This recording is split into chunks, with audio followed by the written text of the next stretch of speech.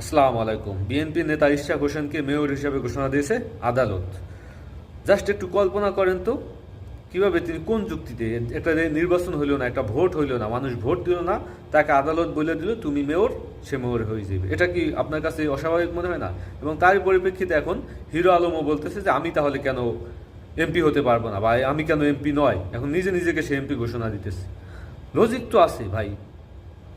এখানে শুধু হিরো আলম তো শুধু যে ভোটের কারচুপি হয়েছে বিষয়টা এমন না। হিরো আলম তো মাইর খেয়েছে। হিরো আলমকে একজন প্রার্থী থাকাকালীন অবস্থায় তাকে আওয়ামী লীগের গুন্ডারা পান্ডারা তাকে পিটিয়ে, তাকে দৌড়ানি দিয়ে, তারপর অত্যাচার নির্যাতন নিপীড়ন করে গ্রাম ছাড়া করছে, ভোট কেন্দ্র ছাড়া করছে। তাহলে তো হিরো আলমের আপনার তো সঠিক। হিরো আলমের কথা দূরে রাখেন, তাহলে আপনি চরমনাই পীর সাহেব যিনি বরিশাল সিটি কর্পোরেশনে নির্বাচন করছে তাকেও মেয়র হিসেবে ঘোষণা করেন।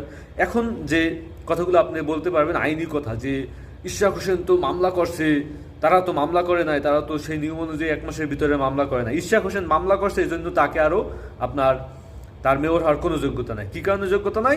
তিনি বিশ্বাস করেছিলেন, অন্তত হইলেও 20% বা 10% হইলেও তার বিশ্বাস ছিল যে তিনি ন্যায় বিচার পাবেন। এবং অন্যান্য এই হিরো আলম এবং সেই চরমনাই পীর সাহেবের এইটুকু অন্তত বিশ্বাস ছিল যে আমি এই আমলে বা এই শেখ হাসিনার আমলে মামলা করে আমি বিচার পাবো না, অন্তত তারা 100% নিশ্চিত ছিলেন। তো ইমান আসলে কাদেরটা সঠিক ছিল আওয়ামী লীগ সম্পর্কে? হিরো আলমেরটা সঠিক ছিল, সেই চরমনাই পীর সাহেবেরটা সঠিক ছিল। ইশরাকের ইমান 20% হলেও আওয়ামী লীগের প্রতি ছিল, 10% হলেও আওয়ামী লীগের প্রতি ছিল, এই জন্যই তিনি হয়তো মামলা করছিলেন। তো তার তো আসলে না পাওয়ার কথা।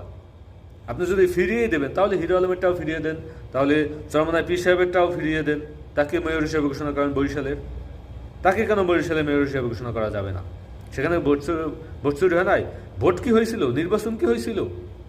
তো এই যে নাটক আপনারা করতেছেন, আর যদি আপনারা ভাগ করেই দেবেন, অলরেডি তো চট্টগ্রামের মেয়র হিসেবে বিএনপি একজন নেতাকে ঘোষণা করে দিয়েছেন, তাহলে এখানে যদি দক্ষিণ সিটি কর্পোরেশনের মেয়র ইশরাক হইতে পারে, আপনার উত্তর সিটি কর্পোরেশনের মেয়র একজন জামাতকে দিয়ে দেন, অন্যান্য সিটি কর্পোরেশনের মেয়র হিসেবে আপনার এই আন্দোলনের স্টেক হোল্ডার হিসেবে ছাত্রদেরকে কিছু নিয়োগ দেন, গণ অধিকার পরিষদ আছে, যারা এই আন্দোলনের অন্যতম স্টেক হোল্ডার, তাদেরকে আপনি একজনকে, দুইজনকে, তিনজনকে যেভাবে পারেন সেভাবে নিয়োগ দিয়ে দেন, তাদেরকে দায়িত্ব দিয়ে দেন।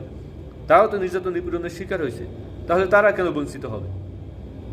আপনি আইন দেখাইবেন, আর অন্যরা যারা মাইর খেয়েছে, নির্বাচিত হয়েছে, আপনার ইয়ের চরমনাই পীর সাহেবকে তো আঘাত করা হয়েছে নাই, তার শরীরে তো হাত তোলা হয়েছে। আপনার ইয়েকে হিরো আলমকে মারা হয় নাই। আপনি হিরো আলমের যোগ্যতা নিয়ে প্রশ্ন তুলতে পারেন, হিরো আলম যোগ্য কি অযোগ্য।